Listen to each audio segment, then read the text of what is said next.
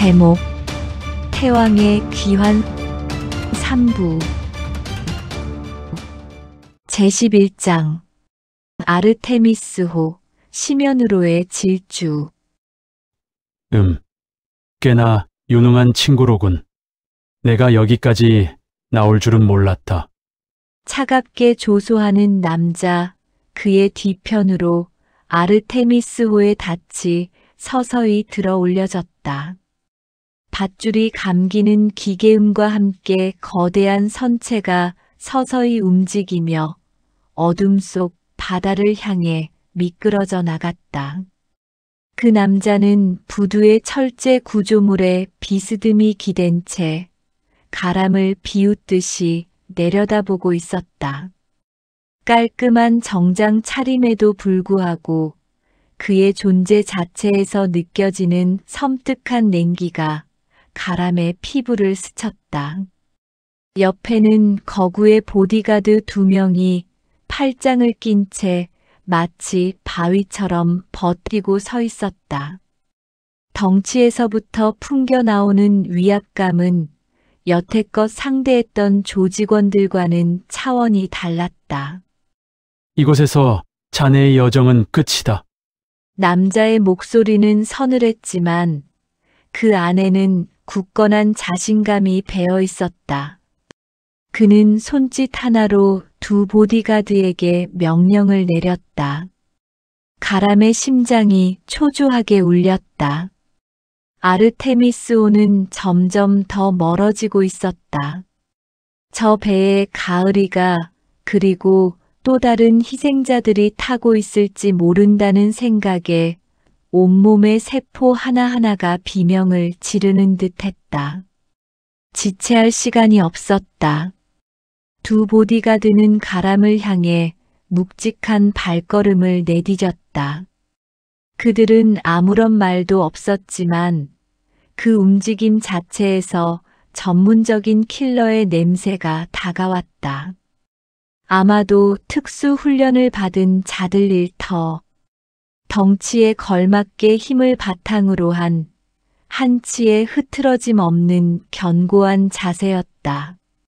정면으로 다가오는 첫 번째 보디가드의 눈은 흔들림 없이 가람의 약점을 노렸다. 동시에 2 번째 보디가드는 가람의 측면을 파고들어 퇴로를 차단하려는 듯했다. 완벽하게 짜여진 협동 공격이었다. 가람은 숨을 깊이 들이마셨다. 온몸의 기운이 발끝에서부터 머리끝까지 퍼져나가는 것을 느꼈다. 지리산의 차가운 계곡물에서 명상하며 단련했던 고요한 숨. 그의 시야는 극도로 좁아졌고 주변의 모든 소음은 사라졌다. 오직 눈앞에 2 남자와 멀어져 가는 아르테미스호, 그리고 자신의 심장 박동만이 선명하게 들렸다. 첫 번째 보디가드의 거대한 주먹이 맹렬한 속도로 가람의 앞면을 향해 날아들었다. 단순한 주먹질이 아니었다. 무게를 실어 돌진하는 바위를 부술 듯한 파괴적인 일격이었다. 가람은 고개를 살짝 돌려 주먹을 간발의 차이로 피했다. 동시에 2 번째 보디가드의 발차기가 그의 복부를 노렸다. 가람은 허리를 깊게 숙여 발차기를 피하는 동시에 첫 번째 보디가드의 팔을 휘감았다. 그의 몸은 마치 구름과 같이 부드럽게 흘러갔지만 그 유연함 속에 무자비한 힘이 숨겨져 있었다. 가람의 소나기에 잡힌 보디가드의 팔에서 우드득 하는 뼈마디 비틀리는 소리가 섬뜩하게 울렸다. 보디가드는 고통에 눈을 크게 떴지만 가람은 틈을 주지 않았다. 그의 몸을 회전시키며 보디가드를 그대로 옆으로 내던졌다. 마치 거대한 바위를 던지듯 보디가드의 몸은 둔탁한 소리를 내며 철제 구조물에 부딪혔다. 악! 고통스러운 신음과 함께 몸이 휘청이는 틈을 타 가람은 그 보디가드의 복부를 향해 천둥의 발을 꽂아 넣었다. 퍽! 하는 파열음과 함께 보디가드의 입에서 핏물이 역류하듯 뿜어져 나왔다. 그의 몸은 그대로 경련하며 바닥에 쓰러졌다. 단 한 번의 정교하고 무자비한 일격으로 한 명을 제압했다. 그러나 나머지 보디가드가 가람의 틈을 놓치지 않았다. 첫 번째 동료가 쓰러지는 순간에도 그의 눈은 가람을 향해 있었다. 살기등등한 눈빛과 함께 그의 거대한 몸이 가람을 향해 덮쳐왔다. 그 공격은 마치 잘 훈련된 맹수처럼 거칠고 예측 불가능했다. 육중한 몸을 이용한 태클과 동시에 이어지는 강철 같은 주먹질. 가람은 몸을 날려 피했다. 부두 바닥에 발이 닿는 순간 그의 몸은 재빠르게 회전하며 보디가드의 옆구리를 바람의 검처럼 스치듯 파고들었다. 보디가드는 가람의 움직임을 따라잡기 위해 몸을 돌렸고 그의 팔이 가람의 견갑골 부근을 강하게 후려갈겼다. 욱 하는 짧은 통증이 스쳤지만 가람은 이에 아랑곳하지 않았다. 오히려 그 충격의 여파를 역이용해 자신의 몸을 더욱 빠르게 움직였다. 그의 주먹이 보디가드의 턱을 정확히 노렸다. 척! 하는 둔탁한 소리와 함께 보디가드의 머리가 뒤로 크게 젖혀졌다. 시야가 흐려지고 짧은 시간 동안 신경이 마비되는 듯한 고통에 보디가드는 비틀거렸다. 가람은 기회를 놓치지 않았다. 그의 손은 보디가드의 양 팔목을 순식간에 낚아챘다. 쉭! 하는 소리와 함께 가람의 몸이 보디가드를 중심으로 빙글빙글 돌았다. 산의 무게를 이용한 기술. 자신의 몸무게에 보디가드의 육중한 몸무게까지 더해 강력한 회전력을 만들었다. 보디가드는 이 갑작스러운 공격에 온몸의 관절이 비명을 지르는 듯한 고통을 느꼈다. 눈앞이 번뜩였다. 가람은 회전의 원심력을 이용해 보디가드의 몸을 들어 올려 그대로 부두 바닥에 내리꽂았다. 쿵! 바닥이 울릴 정도의 충격음과 함께 보디가드의 몸은 거대한 자루처럼 축 늘어졌다. 그의 눈은 이미 초점을 잃었고 희미한 신음소리만이 터져나올 뿐이었다. 두 보디가드를 제압하는 데 걸린 시간은 고작 1분도 채 되지 않았다. 이 모든 상황을 지켜보던 정장 차림의 남자는 냉소를 지우고 경악스러운 표정으로 변했다. 그의 눈빛에는 가람에 대한 두려움과 함께 알 수 없는 흥미가 스쳤다. 이런 괴물이 어디서 굴러들어온 놈이냐? 남자는 중얼거렸다. 가람은 이제 남자를 향해 시선을 돌렸다. 그의 얼굴에는 단단한 결의가 비쳤다. 너희들의 대장은 누구냐? 김나연 씨는 어디에 있고 내 동생 서가을은 대체 어디로 보냈지? 말해! 가람의 목소리는 조용했지만 살기로 가득 차 있었다. 남자는 가람의 질문에 대답하는 대신 자신의 손목시계를 힐끗 보더니 다시 비열하게 웃었다. 아르테미스호는 이미 수킬로미터 밖으로 벗어났다. 아무리 내가 괴물이라 해도 저 배를 잡을 수는 없을 거다. 그리고 내 동생이라. 그 이름 분명 4년 전에 처리된 명단에 있었던 것 같은데. 남자의 도발적인 말에 가람의 인내심이 바닥났다. 철이라는 단어가 그의 이성을 마비시키는 듯했다.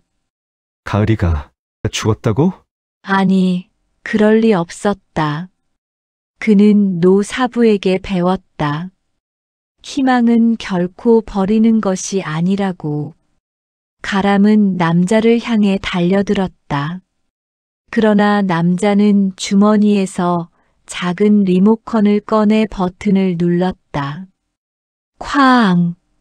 하는 굉음과 함께 부두 한쪽에 설치되어 있던 컨테이너 더미가 폭발했다.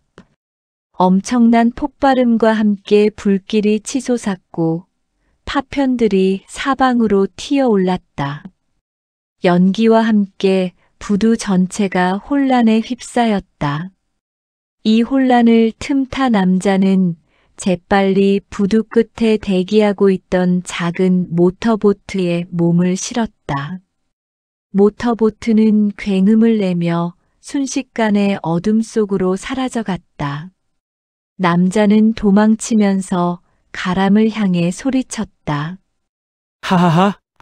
헛고생할 필요 없어. 이 괴물 같은 자식. 곧 그 배는 국제해역으로 나갈 것이고 그때는 그 어떤 누구도 손댈 수 없을 테니까. 그리고 그 배 안에는 자네가 찾는 아주 귀한 손님들도 있을 걸세. 그의 비웃음 소리는 거센 파도 소리에 묻혀 희미하게 사라져갔다. 폭발의 충격파로 인해 몸을 가누기 힘들었던 가람은 가까스로 중심을 잡았다. 연기가 거치고 시야가 확보되자 아르테미스호는 이미 저 멀리 작은 점이 되어 밤바다 속으로 사라져가고 있었다. 그는 배가 떠난 자리를 허망하게 바라보았다. 멀어져 가는 배를 향해 이를 악물고 주먹을 쥐었다. 손톱이 손바닥을 파고들었지만 그는 통증조차 느끼지 못했다. 젠장. 그때 민준의 무전이 다시 연결되었다. 가람아, 괜찮아? 무슨 일이야? 방금 엄청난 폭발음이. 민준아, 놈들을 놓쳤어. 그 자식은 모터보트를 타고 도망쳤고 아르테미스호도 떠났어. 피해자들이 배 안에 타고 있을지도 몰라. 그리고 가람의 목소리에는 격렬한 분노와 함께 쓰라린 좌절감이 배어 있었다. 젠장, 내가 지금 당장 해경에 연락해서. 아니, 민준아, 국제해역으로 나가면 쉽지 않을 거야. 그리고 이미 그 배는 빠른 속도로 이동 중일 거야. 가람은 부두 끝에 서서 망망대해를 노려보았다. 멀어져 가는 희망의 흔적. 그 앞에서 그의 강력한 태왕권도 무력하게 느껴졌다. 4년 전 그 밤처럼 다시 한번 절망적인 상황이 그의 발목을 붙잡는 듯했다.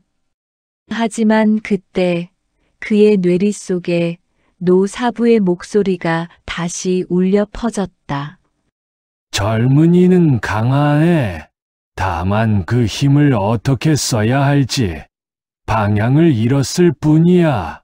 물처럼 흐르되 바위를 뚫을 수 있는 강인함을 잊지 말게나. 좌절감 속에서도 그는 포기하지 않았다. 비록 배를 놓쳤지만 검은 달이라는 조직의 핵심은 여전히 이 도시 어딘가에 존재하고 있었다. 그리고 그는 그들이 누구인지, 무엇을 원하는지 조금이나마 단서를 손에 쥐게 되었다. 그 작은 실마리를 쫓아 이 거대한 그림자를 걷어내야 했다. 가람은 다시 한번 밤바다를 응시했다. 멀리서 들려오는 민준의 다급한 무전 소리, 그리고 부두에 도착하는 경찰차의 희미한 사이렌 소리. 그의 소나기에는 방금 쓰러뜨린 보디가드 중 한 명에게서 얻은 듯한 작은 USB 메모리가 꽉 쥐어져 있었다. 어쩌면 이것이 아르테미스호를 뒤쫓을 다음 단서가 될지도 모른다는 희미한 희망과 함께. 제12장 어둠 속의 기록 검은 달의 심장부 부두의 폭발음과 멀어져 가는 아르테미스호의 백고동 소리가 서가람의 귓가에 먹먹하게 울렸다. 그의 눈은 불길이 피어오르는 부두와 밤바다 속으로 사라져가는 희망의 그림자를 번갈아 응시했다. 무력감과 분노가 뒤섞인 격렬한 감정의 소용돌이 속에서 그는 가까스로 중심을 잡았다. 4년 전 그 밤 자신을 바닥에 내동댕이 쳤던 뼈아픈 좌절감이 다시금 찾아오는 듯했다. 그러나 이번에는 달랐다. 그의 손에는 방금 쓰러뜨린 보디가드에게서 빼앗은 USB 메모리가 굳건히 쥐어져 있었다. 곧이어 요란한 사이렌 소리와 함께 경찰차가 부두에 도착했다. 민주는 가람에게 달려와 그의 어깨를 강하게 잡았다. 가람아, 괜찮아? 괜찮은 거냐? 폭발은 뭐야? 민준의 얼굴에는 걱정과 동시에 경악이 스쳐 지나갔다. 부두 바닥에 널브러진 조직원들의 처참한 모습 때문이었다. 그 수가 최소 20명이 넘는다는 사실에 민주는 말문이 막혔다. 가람은 침착하게 고개를 끄덕였다. 괜찮아. 놈들이 도주용으로 컨테이너에 폭탄을 설치했었나 봐. 아르테미스호는 놓쳤어. 그리고 그 남자 아마 조직의 고위 간부일 거야. 모터보트를 타고 도망쳤어. 민주는 주변을 빠르게 스캔했다. 경찰들이 주변을 통제하고 쓰러진 조직원들을 살피기 시작했다. 그는 가람을 은밀히 부두 구석으로 데려갔다. 일단 여기는 내가 알아서 할게. 너의 존재는 최대한 감추는 게 좋을 것 같아. 지금 당장 공식적으로 나설 상황이 아니야. 그동안 내가 보였던 활동이 모두 비공식적이었고, 이런 압도적인 무력을 드러내는 건 너무 위험해. 민주는 가람의 손에 자신의 경찰 신분증과 작은 무전기를 쥐어주었다. 이걸 가지고 부두 출입하는 경찰처럼 위장해서 빠져나가. 그리고 이따가 내가 연락할게. 가람은 민준의 판단이 옳다는 것을 알고 있었다. 그는 신속하게 현장을 빠져나왔다. 떠들썩한 현장 상황 속에서 아무도 그를 눈치채지 못했다. 가람은 다시 고시원으로 돌아왔다. 그의 몸은 지치고 피곤했지만 그의 정신은 마치 활시위를 당긴 것처럼 팽팽했다. USB에 대한 강한 직감이 그를 지배했다. 이것이 아르테미스호가 사라진 미로 속에서 새로운 길을 제시해줄 유일한 빛일지도 몰랐다. 그는 노트북에 USB를 꽂았다. USB 안에는 방대한 양의 자료가 담겨 있었다. 암호화된 파일들이 수없이 많았지만 그중 가장 눈에 띄는 것은 블랙문 프로젝트라는 이름의 폴더였다. 가람은 떨리는 손으로 폴더를 열었다.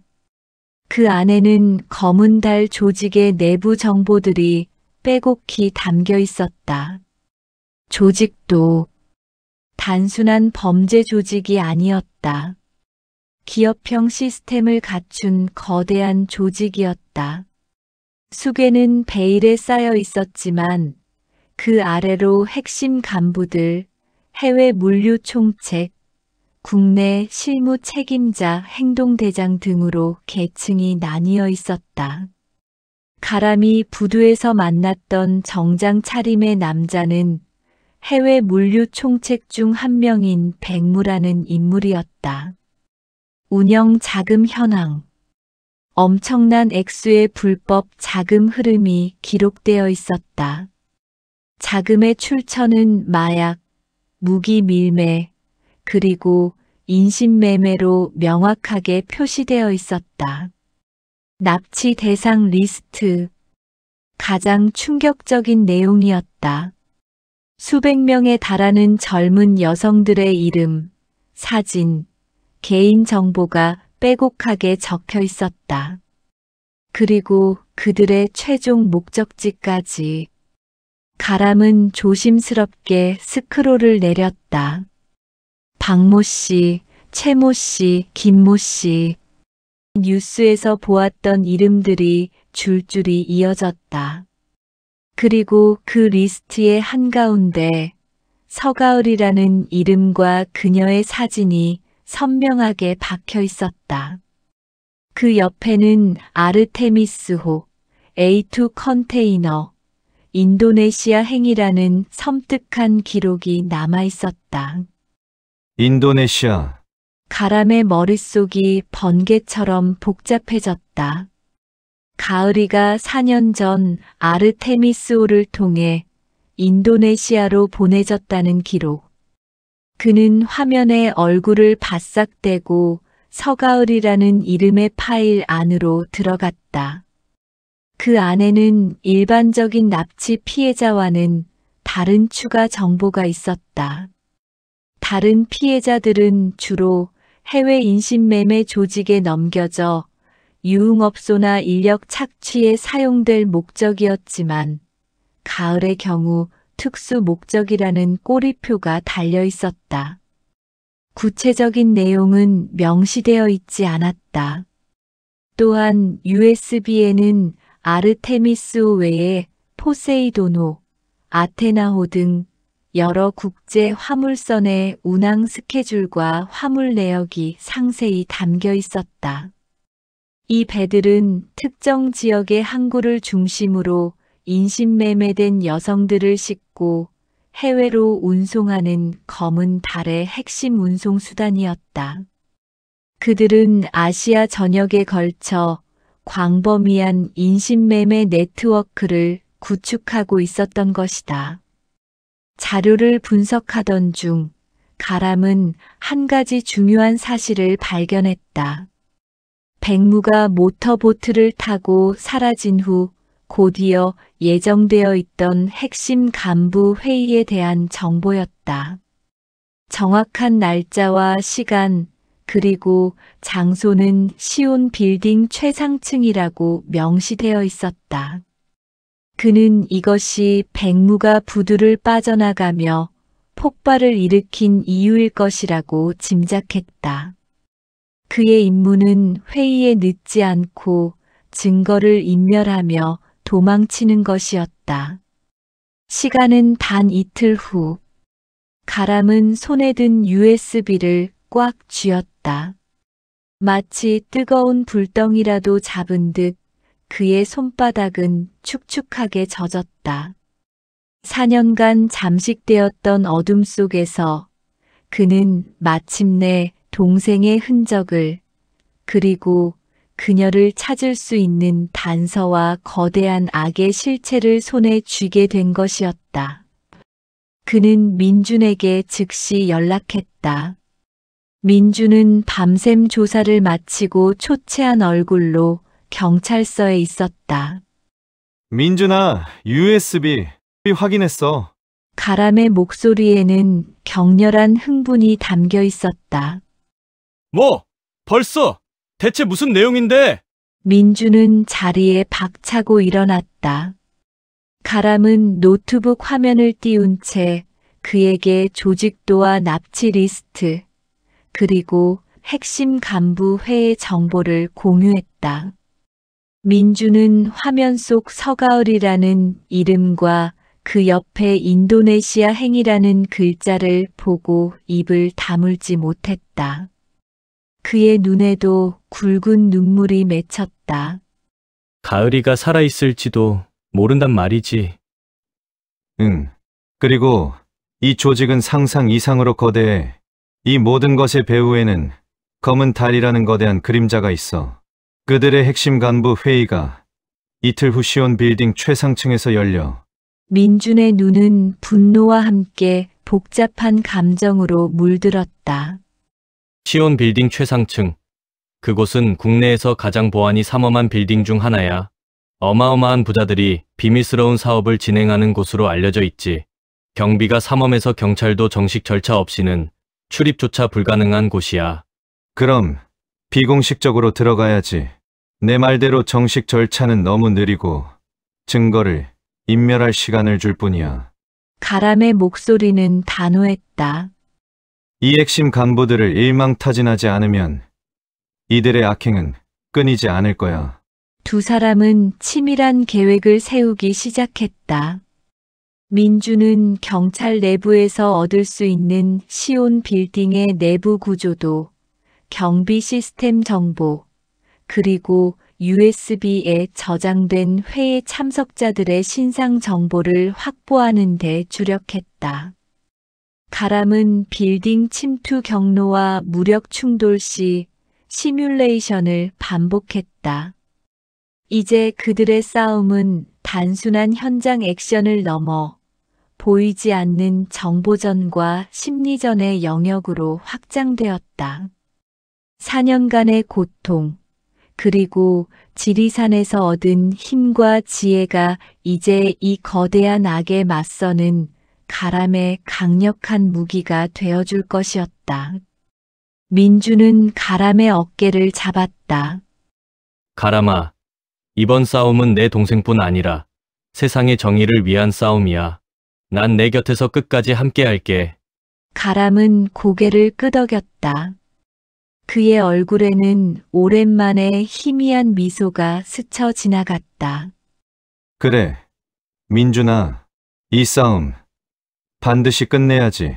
내 손으로 이 도시의 어둠을 완전히 걷어낼 거야. 시온 빌딩 최상층.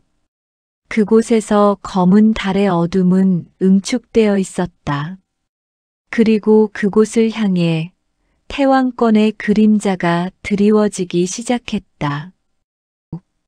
제13장. 시온 빌딩의 그림자, 잠입의 시작. 시온 빌딩. 도시의 가장 번화한 중심부에 솟아있는 이 거대한 유리 건축물은 낮에는 첨단 기술과 부의 상징처럼 보였지만 밤에는 차가운 철골 안에 숨겨진 거대한 그림자를 품고 있었다. 민준이 제공한 빌딩의 내부 설계도와 경비 시스템 정보는 상상 이상으로 치밀했다. 24시간 감시되는 최첨단 CCTV, 레이저 보안 시스템, 그리고 엘리베이터마다 지문 인식 및 안면 인식 장치가 기본으로 설치되어 있었다. 최상층으로 향하는 유일한 비상계단조차 특정 시간대에만 개방되는 암호화된 잠금 장치로 봉쇄되어 있었다. 이곳은 마치 난공불락의 요새와도 같았다. 시온 빌딩은 애초에 이런 비밀스러운 모임을 위해 설계된 것 같아. 민주는 컴퓨터 화면에 띄워진 설계도를 보며 한숨을 쉬었다. 모든 것이 완벽하게 방어되어 있어. 정면 돌파는 불가능하고 비상계단도 통제가 심해. 가장 쉬운 방법은 아마 옥상을 통한 진입일 텐데 그곳은 비상 헬기 착륙장으로 사용되기 때문에 레이더 감지 센서가 작동하고 있어. 새 한 마리도 그냥 지나갈 수 없을 거야. 가람은 민준이 건넨 자료를 차분히 분석했다. 민준은 지난 며칠간 잠복 근무를 통해 경비 인원들의 교대 시간과 순찰 동선까지 파악해냈다. 그의 헌신적인 지원은 가람에게 큰 힘이 되었다. 쉬운 방법은 없어. 가람은 고개를 끄덕였다. 하지만 쉬운 방법이 없다는 건 오히려 그들이 방심하는 틈이 될 수도 있다는 뜻이야.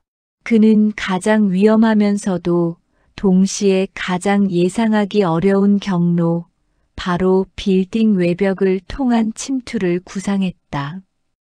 민주는 경악했지만 가람의 눈빛에서 흔들림 없는 결의를 보았다.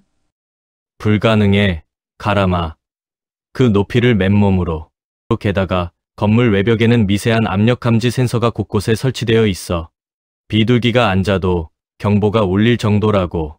비둘기처럼 가볍게 움직이면 돼. 노사부께서 가르쳐 주셨어. 바람처럼 움직이고 구름처럼 떠돌아라. 산처럼 고요하고 물처럼 흘러라. 가람의 목소리에는 자신감이 넘쳤다. 그는 지리산의 수직 절벽을 수없이 오르내리며 단련된 자신의 신체를 믿었다. 그의 몸은 이미 중력을 거스르는 듯한 가벼움과 강인함을 동시에 갖추고 있었다. 결전의 밤, 도시의 네온사인들이 화려하게 반짝이며 밤하늘을 수놓았다. 민주는 빌딩에서 수킬로미터 떨어진 곳에 위장된 차량을 세우고 무전기로 가람을 지원할 준비를 마쳤다. 그의 손에는 시온 빌딩의 모든 감시 카메라 피드를 해킹하여 실시간으로 확인하는 태블릿이 들려 있었다. 가람은 빌딩 뒤편 가장 인적이 드문 곳에 착지했다. 그의 몸에는 특수 제작된 등반 장비와 최소한의 무기, 그리고 무전기가 장착되어 있었다. 심호흡을 하며 빌딩의 웅장한 외벽을 올려다보았다. 눈앞의 빌딩은 마치 거대한 거울처럼 도시의 빛을 반사하고 있었지만 그의 눈에는 그 속에 숨겨진 모든 감시 시스템과 미세한 압력 센서의 위치가 마치 지도처럼 선명하게 그려지는 듯했다. 눈을 감고 태왕권의 고요한 숨을 시작하자 그의 정신은 마치 한 폭의 그림처럼 고요해졌다. 온몸의 신경이 극도로 예민해졌고 주변의 미세한 공기의 흐름, 빌딩 외벽의 차가운 금속성 질감까지 손끝에서 생생하게 느껴졌다. 그는 손끝으로 외벽의 이음새를 조심스럽게 더듬으며 첫걸음을 내디뎠다. 그의 몸은 바람처럼 날렵하게, 구름처럼 부드럽게 움직였다. 첫 번째 압력 센서를 통과할 때 가람은 숨을 완전히 멈췄다. 그의 발바닥은 마치 빌딩 외벽과 한 몸이 된 듯 최소한의 압력만을 가하며 미끄러져 올라갔다. 센서가 그의 존재를 인식하려는 찰나 그의 몸은 이미 센서의 감지 범위를 벗어나 다음 구간으로 진입했다. 마치 유령처럼 흔적도 남기지 않았다. 민준의 무전에서는 제1감지 구역 통과. 센서 반응 없음. 이라는 보고가 조용히 들려왔다. 가람은 고층 빌딩의 외벽을 따라 마치 거대한 거미처럼 기어 올라갔다. 그의 움직임은 중력을 거스르는 듯했다. 콘크리트와 유리의 틈새, 튀어나온 장식물, 그리고 에어컨 실외기까지. 그는 발끝과 손끝의 미세한 힘 조절을 통해 그 모든 것을 딛고 올라갔다. 그의 몸은 완벽하게 훈련되어 있었고 어떤 각도에서도 완벽한 균형을 유지했다.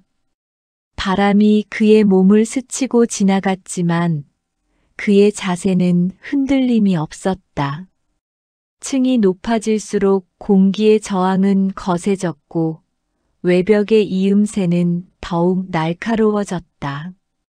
그의 손가락은 차가운 금속과 거친 콘크리트에 긁혀 피가 흐르기 시작했지만 가람은 통증조차 느끼지 못했다. 그의 정신은 오직 목표에만 집중되어 있었다. 최상층. 가을이 검은 달. 그는 민준의 무전을 통해 CCTV의 사각지대와 레이저 감지기의 위치를 실시간으로 파악했다. 레이저 감지기가 촘촘하게 설치된 구간을 만났을 때 가람은 몸을 반으로 접어 간신히 그 사이를 통과했다. 그의 유연한 몸놀림은 마치 고개사 같았지만 그 안에는 치명적인 긴장감이 감돌았다. 혹여 조금이라도 접촉한다면 경보음이 울릴 것이고 그의 모든 계획은 물거품이 될 터였다.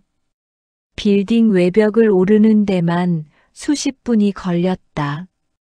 그의 손끝은 이미 감각을 잃은 듯했고 다리는 끊어질 듯 아파왔다. 하지만 최상층에 거의 다다랐을 때 그의 눈은 한층 더 날카로워졌다. 그는 비상 헬기 착륙장 아래 굳게 닫힌 작은 환기구 덮개를 발견했다. 이곳이 바로 민준이 알려준 유일한 취약점이었다. 환기구 덮개는 특수 합금으로 제작되어 있었다. 안에서 외부로 나가는 통로는 봉쇄되어 있지만 외부에서 안으로 침투하기 위한 허점이 있었다. 센서가 없는 틈을 찾아 그 덮개의 볼트 하나를 손끝에 힘을 집중해 조심스럽게 돌렸다. 따닥 하는 작은 소리와 함께 볼트가 풀리는 순간 그의 몸은 환기구를 통해 빌딩 안으로 미끄러져 들어갔다. 그의 몸은 환기통의 좁은 공간에 꼭 맞아떨어졌지만 그는 흐트러짐 없이 미끄러지듯 통로를 따라 이동했다. 환기통 안은 먼지와 퀴퀴한 곰팡이 냄새로 가득했다. 그의 감각은 더욱 예민해졌고 내부에서 들려오는 희미한 소리들을 파악하기 시작했다. 멀리서 사람들의 말소리와 은은한 음악 소리가 들려왔다. 그리고 그 안에서 이질적이고 끈적한 검은 달 조직의 기운이 더욱 강하게 느껴졌다. 가람은 환기통을 따라 천천히 움직였다. 발소리 하나 내지 않고 그림자처럼 복잡하게 얽힌 환기통 속을 기어갔다. 마침내 그는 최상층 회의실 위 천장에 연결된 환기구 덮개에 도착했다. 덮개의 작은 틈새를 통해 회의실 내부를 엿볼 수 있었다. 회색 대리석 바닥, 길게 놓인 고풍스러운 회의 테이블, 그리고 그 주변에 둘러앉은 수십 명의 사람들. 그들은 모두 값비싼 정장을 입고 있었지만 그들의 눈빛에서는 비즈니스적인 냉정함과 함께 바닥에 깔린 추악한 욕망이 느껴졌다. 그리고 그들 중에는 며칠 전 부두에서 모터보트를 타고 도망쳤던 백무가 있었다. 그는 회의실 한쪽에 앉아 팔짱을 끼고 건방진 표정으로 회의를 지켜보고 있었다. 그가 잡혔다가 탈출한 사실은 이 회의에 영향을 미치지 않은 듯했다. 오히려 그들의 시스템은 더욱 견고한 듯했다. 회의는 은밀하게 진행되고 있었다. 프로젝터에서는 복잡한 수치와 지도, 그리고 암호화된 파일들이 빠르게 오고 갔다. 가람은 그들의 대화와 시선을 따라가며 정보의 흐름을 파악했다. 다음 아르테미소는 3주 후 출항 예정이며 이번에는 파푸아뉴기니의 K섬을 경유하여 아르헨티나까지 운송될 예정입니다. 특수 화물들은 각각 목적지에 맞춰 분산됩니다. 특수 화물. 그 단어가 가람의 뇌리를 스쳤다. 가을이의 특수 목적이라는 꼬리표. 파푸아뉴기니, 아르헨티나. 그는 서둘러 그들의 대화를 녹음하기 시작했다.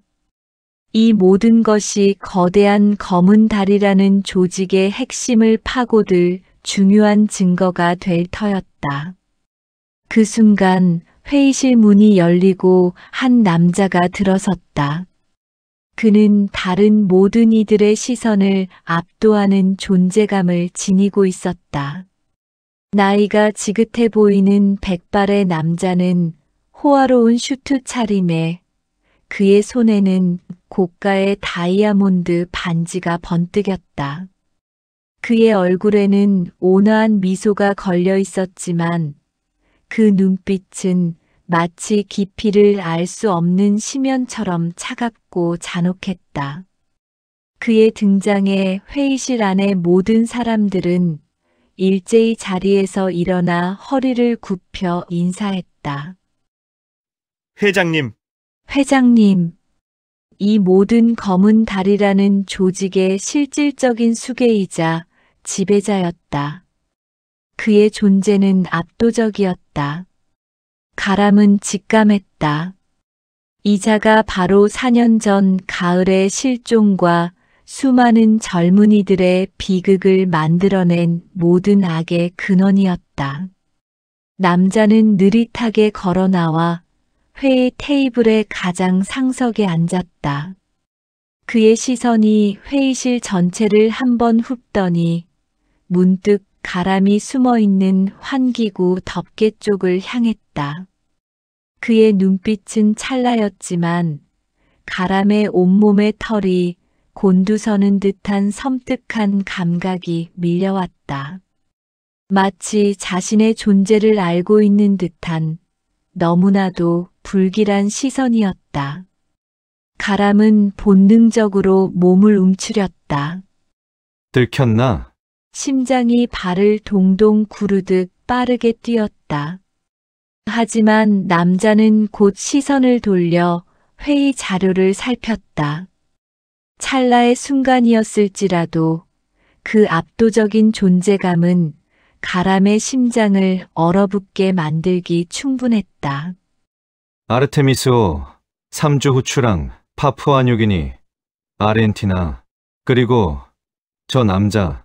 가람은 이제 모든 것을 걸어야 한다는 것을 깨달았다. 그의 동생 가을이와 모든 희생자들의 진실이, 그리고 이 모든 악의 뿌리가 바로 이곳 시온 빌딩 최상층에 있었다. 제14장 사리의 그림자 시온 빌딩을 가르다. 회의실 천장 환기구 덮개 아래 서가람은 숨조차 쉴 수 없었다. 회장님이라는 작고 나이든 남자의 등장. 그에게서 풍겨져 나오는 기운은 며칠 전 부두에서 마주쳤던 백무의 그것과는 차원이 달랐다. 육체적인 위압감 대신 상대의 영혼마저 꿰뚫어 볼 듯한 차갑고 깊은 어둠이 느껴졌다. 남자의 눈빛이 찰나였지만 정확히 자신의 숨은 곳을 스쳤을 때 가람의 온몸의 신경은 비명이라도 지를 듯 곤두섰다. 들켰나? 태왕권으로 다져진 강인한 정신마저 한순간 얼어붙을 것 같은 위압감이었다. 다행히 남자는 곧 시선을 거두고 회의 자료를 살폈지만 가람의 심장은 여전히 발광하듯 요동쳤다. 마치 깊은 바닷속을 유영하던 상어가 자신의 존재를 알아챈 듯한 섬뜩함이었다. 그는 망설일 틈 없이 회의 내용을 다시 녹음하기 시작했다. 아르테미스호, 파푸아뉴기니, 아르헨티나, 특수화물. 이 모든 단어들은 쇠사슬처럼 그의 발목을 옥죄는 동시에 가을을 향한 신락 같은 희망의 끈이기도 했다. 이제 이 증거들을 가지고 무사히 이곳을 빠져나가야 했다.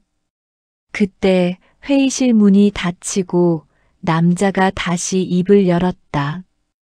회의를 시작하기 전에 잠시 환기 시스템 점검을 하겠습니다. 지난번 회의 때 누군가 불청객이 다녀간 것 같더군요.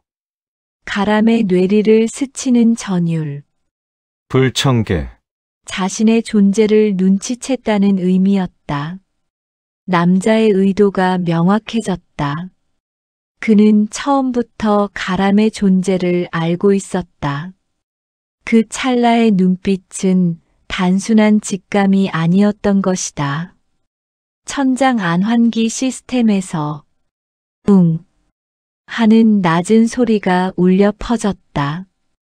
동시에 환기통 전체를 스캔하는 듯한 미세한 진동이 전해졌다. 노 사부에게 배웠던 흐름의 감지가 불길한 예감을 보냈다. 이곳을 빠져나가야 한다, 당장. 가람은 지체 없이 몸을 돌려 왔던 길을 되짚어 나갔다. 환기통을 통해 천천히 움직이자 진동은 더욱 강해졌다. 마치 공기 중에서 레이더를 발사하여 금속이나 인체의 미세한 움직임을 감지하려는 듯했다. 가람은 몸의 모든 움직임을 최소화하고 피부로 전해지는 공기의 흐름을 읽어냈다. 자신의 기운마저 외부로 발산되지 않도록 극한의 집중력을 발휘했다. 환기통을 빠져나와 좁은 통로에 내려섰을 때 민준의 다급한 무전이 귓전을 때렸다. 가람아, 경보음이 울렸어. 최상층 환기 시스템의 이상 감지. 너의 위치가 노출된 것 같아. 알고 있어! 지금 회의실 바로 위에서 빠져나왔다! 탈출 경로를 확인해줘! 가람은 숨을 헐떡이며 답했다. 젠장, 엘리베이터는 모두 통제됐고 비상계단도 전층 봉쇄됐어. 경비 인원이 모두 최상층으로 향하고 있어. 너 옥상으로 올라갈 수밖에 없을 거야. 레이저 센서가 작동 중이지만. 옥상. 레이저 센서와 외부 경비가 가장 삼엄한 곳. 하지만 이제 그에게는 그 외에 다른 선택지가 없었다. 가람은 통로를 따라 옥상으로 이어지는 비상계단 문을 향해 달렸다. 복도 끝에서 중무장한 경비원들이 일제히 그를 향해 달려오는 것이 시야에 들어왔다. 최소 5명. 그들의 손에는 소총이 들려 있었고 얼굴에는 검은 마스크가 씌워져 있었다. 그들의 눈은 마치 먹잇감을 발견한 맹수처럼 번뜩였다. 발견했다. 사살 명령이다. 경비원 중 한 명이 소리쳤다. 탕! 총알이 스치듯 날아왔다. 가람은 몸을 날려 복도 모퉁이로 피했다. 철제 벽에 총알이 박히는 소리가 섬뜩하게 울렸다.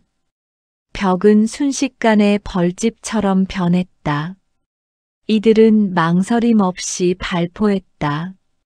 지리산에서 그의 몸에 박혀있는 무술의 호는 총을 든 경비원들의 압도적인 화력 앞에서 잠시 주춤했다. 가람은 몸을 벽에 기대고 숨을 골랐다. 그의 눈은 빠르게 경비원들의 위치와 공격 패턴을 읽어냈다. 이들과의 정면 대결은 불가능했다. 태왕권은 무장한 다수를 상대로 한 난투전보다는 한 사람 한 사람의 기운을 제어하여 제압하는데 최적화된 무술이었다. 민준아! 복도에서 경비원들과 교전 중이다! 옥상 문을 어떻게 열어야 해? 가람아, 옥상 문은 전자잠금 장치야. 수동으로 열 수 없어. 내가 시스템을 뚫으려면 시간이 아니야. 빌딩 내부의 경비원들을 모두 제거하면 본부에서 옥상 잠금을 해제할 수도 있어. 놈들은 도망칠 구멍이 필요할 테니까. 민준의 말은 가람에게 한 줄기 희망을 주었다. 그는 자신의 역할이 경비원들을 무력화하고 옥상 문을 여는 것이라는 것을 깨달았다. 가람은 다시 한번 태왕권의 고요한 숨을 통해 심신을 가다듬었다. 몸속의 모든 기운이 다시 한번 충만해지는 것을 느꼈다. 총알 세례가 잠시 뜸해진 틈을 타 그는 벽을 박차고 뛰쳐나왔다. 바람의 검처럼 날렵하게, 구름의 손처럼 부드럽게, 그의 몸은 그림자처럼 경비원들 사이를 파고들었다.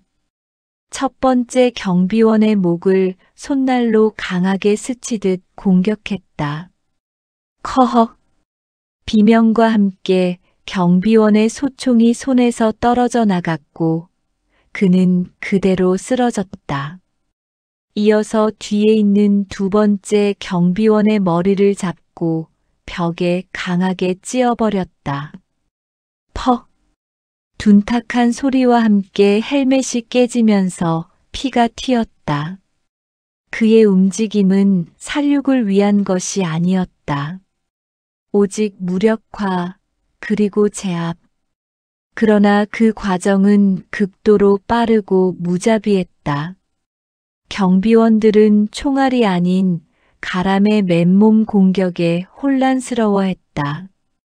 그들은 자신들이 상대하는 것이 인간이 아님을 직감했다. 무차별적인 사격 대신 근접 전투로 전환하려는 순간 가람은 천둥의 발을 휘둘렀다. 그의 발차기 한 번에 경비원 2명이 동시에 나가떨어졌다. 크억! 무자비한 충격이 그들의 갈비뼈를 부수는 듯했다. 바닥에 쓰러진 그들의 몸은 마치 허수아비처럼 힘없이 널브러졌다. 남은 경비원 2명은 공포에 질린 듯 뒷걸음질 쳤다. 그들은 총을 겨눴지만 이미 그들의 눈빛에는 흔들림이 역력했다. 가람은 그들을 향해 천천히 다가갔다. 그의 걸음 한 걸음마다 무시무시한 기운이 풍겨져 나왔다. 압도적인 기세 앞에서 경비원들은 총을 쏠 용기조차 잃은 듯했다. 가람은 가볍게 뛰어올라 마지막 경비원의 목 뒤 급소를 정확히 공격했다. 팟! 힘없이 쓰러지는 경비원의 몸 위로 다른 한 명이 겹쳐졌다. 모든 경비원을 제압하는 데 걸린 시간은 단 30초도 되지 않았다. 복도에는 쓰러진 경비원들의 신음소리와 깨진 총알 자국, 그리고 짙은 핏자국만이 남아있었다. 가람은 옥상으로 향하는 비상계단 문 앞에 섰다. 민준의 무전이 다시 들려왔다. 가람아! 모든 경비원 제압 확인! 시스템 해제되었어! 옥상 문이 열렸다! 철컥 하는 소리와 함께 문이 열렸다. 가람은 주저없이 옥상으로 향했다. 밤 공기가 시원하게 그의 얼굴을 스쳤다. 그는 옥상 난간으로 다가갔다. 시온 빌딩의 옥상, 그 꼭대기에 서자 도시의 야경이 한눈에 들어왔다. 그 아래에서 민준이 자신을 기다리고 있을 생각에 잠시 안도감이 찾아왔다. 하지만 그때 그의 뒤에서 섬뜩한 목소리가 들려왔다. 젊은이의 재능은 실로 놀랍군. 가람은 몸을 급히 돌렸다. 그곳에는 회장님이 여전히 온화한 미소를 띠고 서 있었다. 그의 곁에는 아까와는 다른 검은 복면을 한 경비원 셋이 마치 그림자처럼 서 있었다. 그들은 손에 최신식 레이저 감지 권총을 들고 있었다. 하지만 이곳에 발을 들인 이상 산채로 나갈 수는 없을 걸세. 회장님의 미소는 더욱 깊어졌지만 그 눈빛은 한치의 자비도 없이 냉혹했다. 가람은 회장님을 응시했다. 그의 심장이 다시금 곤두섰다. 회장님은 처음부터 모든 것을 알고 있었던 것이다. 그리고 그의 탈출 경로마저 예측하고 있었다. 이 모든 것이 회장님의 손바닥 위에서 놀아났던 게임과 같았다. 당신이 이 모든 것의 배우인가? 가람은 이를 악물었다. 배우라니, 젊은이는 너무 진부한 표현을 쓰는군. 나는 이 세상을 더욱 효율적으로 운영하는 시스템을 구축하고 있을 뿐이야. 자네 같은 불순물이 시스템을 방해하는 것은 용납할 수 없지. 회장님의 목소리에는 어떤 광기마저 서려 있었다. 회장님의 명령이 떨어지자 복면을 쓴 경비원 셋이 동시에 가람을 향해 달려들었다. 그들의 움직임은 여태껏 상대했던 어떤 조직원들보다도 빠르고 정확했다. 태왕권의 강인함과 유연함으로도 한계가 있는 압도적인 상황. 가람은 눈앞에 다가온 죽음의 그림자 속에서 최후의 싸움을 준비했다. 어둠 속에서 빛을 찾으려 했던 가람의 탈출은 다시금 사지에 몰렸다. 시온 빌딩의 옥상, 그곳은 이제 그의 마지막 전장이 될 운명이었다.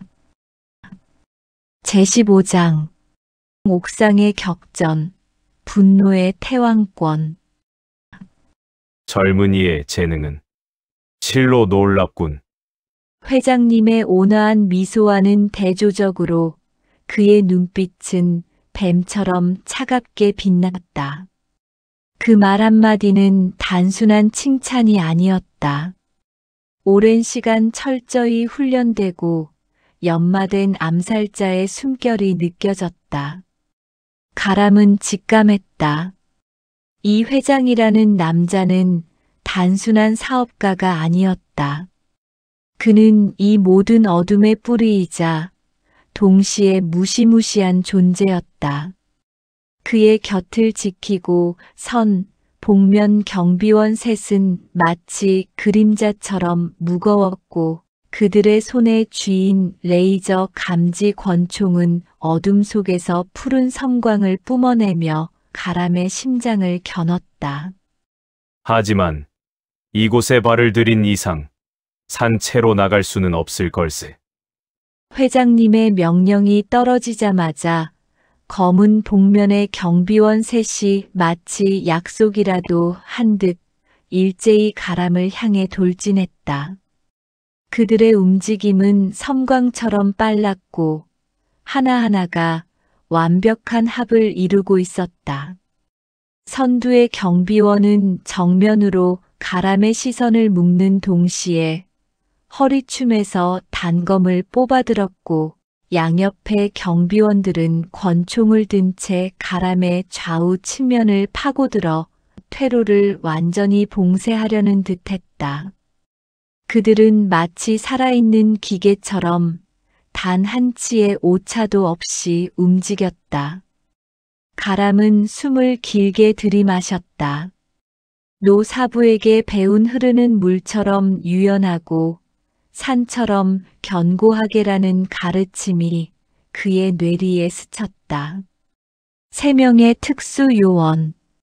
그들의 움직임은 지리산에서 마주쳤던 가장 날렵한 맹수의 그것과도 같았다. 하지만 가람은 두려워하지 않았다.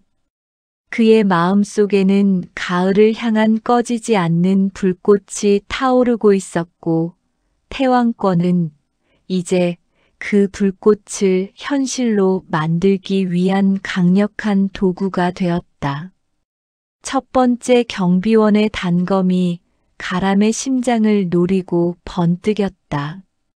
날카로운 칼날은 살점을 베고 피를 뿜어낼 기세였다. 가람은 몸을 비틀어 칼날을 피하는 동시에 허리를 낮춰 그 경비원의 다리를 후려쳤다. 천둥의 발의 변형이었다. 우지끈 하는 소리와 함께 경비원의 다리가 꺾이는 듯했고 그의 몸은 균형을 잃고 비틀거렸다. 고통에 찬 신음소리가 짧게 터져나왔다. 그 틈을 놓치지 않고 측면에서 달려들던 두 번째 경비원이 레이저 감지 권총을 발사했다.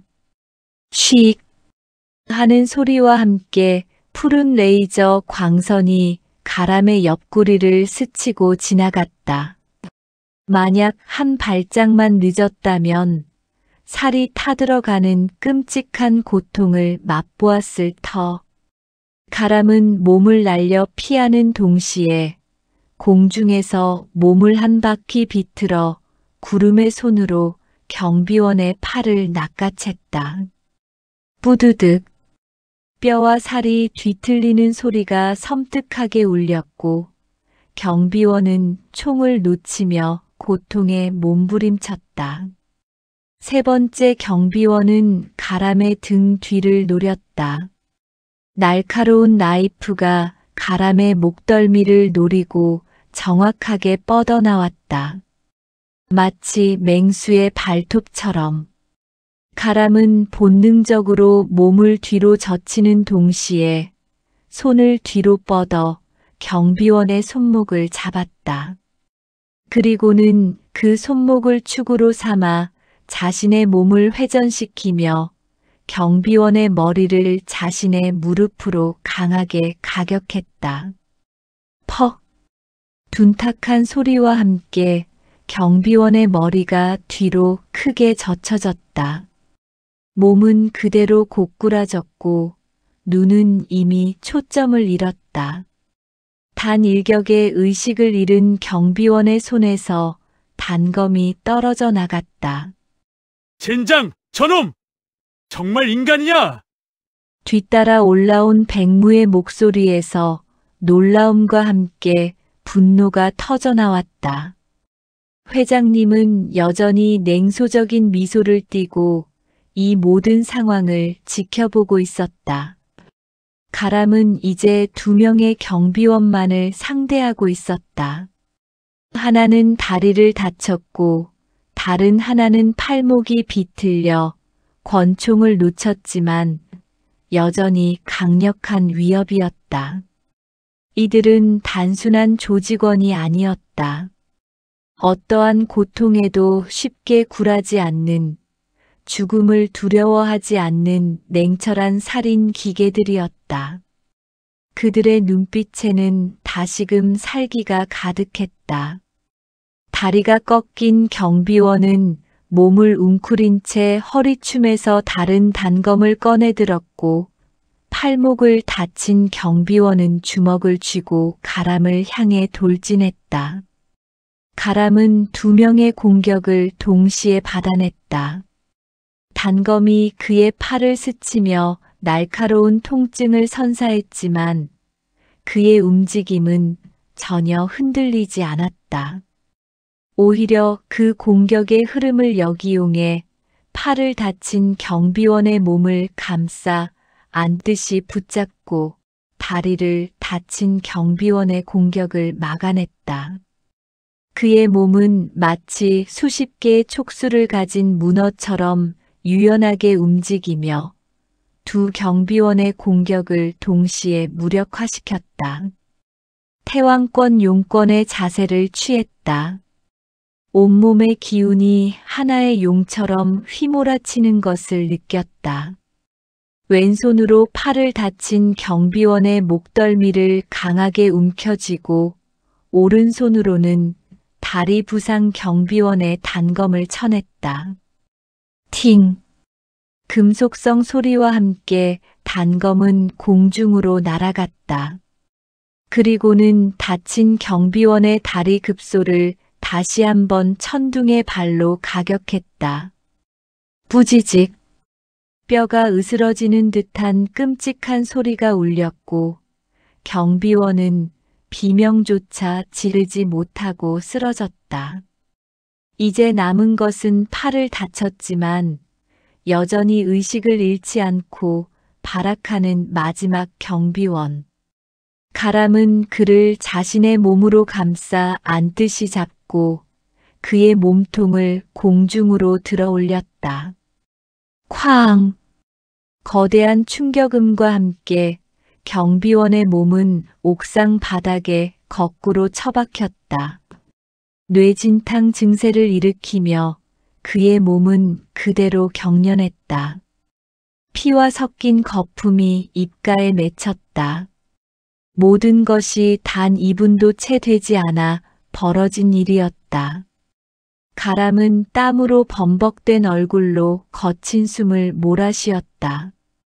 그의 팔에서는 단검에 스친 상처에서 피가 흘러내리고 있었지만 그의 눈빛은 맹수처럼 번뜩였다. 그는 옥상 바닥에 쓰러진 경비원들을 내려다보았다. 모두 의식을 잃었지만 아무도 죽지는 않았다. 그의 무술은 파괴적이면서도 그 안에 생명을 존중하는 노사부의 가르침이 담겨 있었다. 놀랍군. 정말 놀라워. 회장님이 나지막이 말했다. 그의 입꼬리가 섬뜩하게 비틀렸다. 이 늙은이가 살아생전에 자네 같은 괴물을 보게 될 줄이야.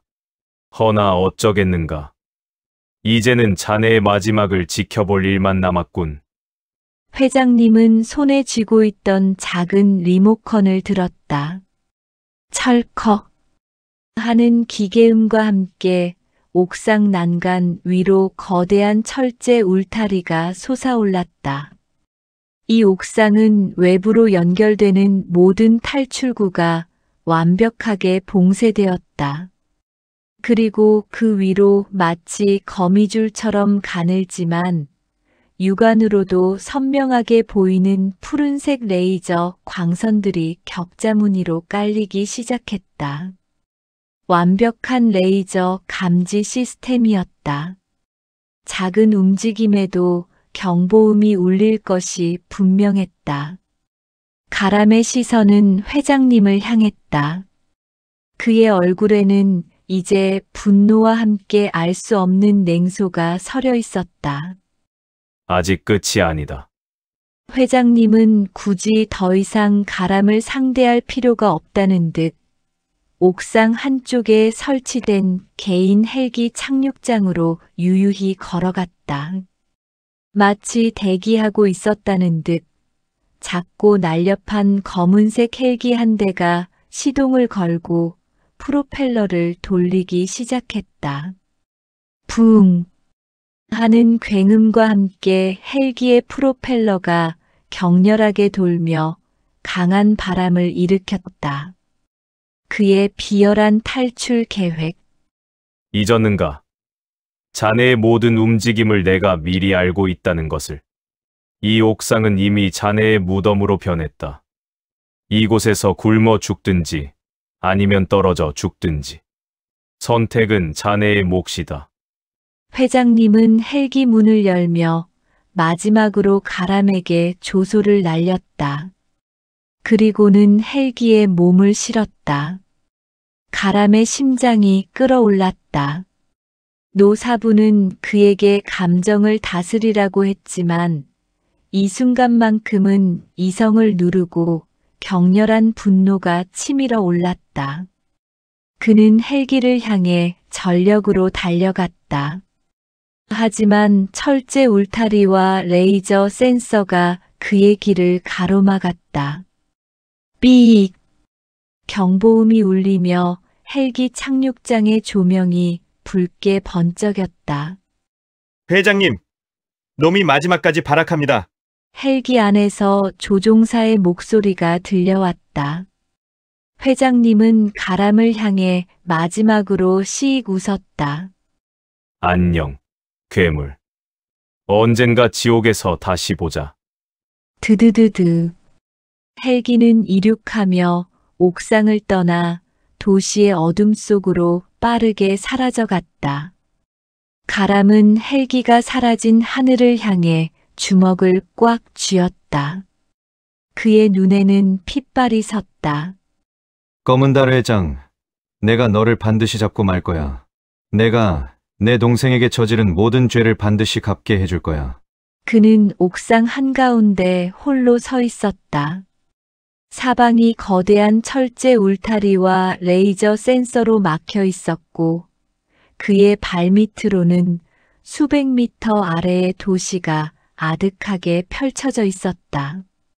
헬기가 떠난 뒤 옥상에는 거센 바람소리와 함께 그의 거친 숨소리만이 맴돌았다. 그러나 그는 포기하지 않았다. 노사부가 그에게 가르쳐준 태왕권은 단순히 싸우는 기술이 아니었다. 그것은 생존의 기술이자 불가능을 가능케 하는 의지의 기술이었다. 그는 갇혔지만 이 감옥은 그를 가둘 수 없었다. 그의 시선은 빌딩 가장자리의 희미한 균열을 향했다. 어둠 속에서 빛을 찾듯 그는 새로운 탈출구를 모색하기 시작했다. 4부에서 계속 이어집니다.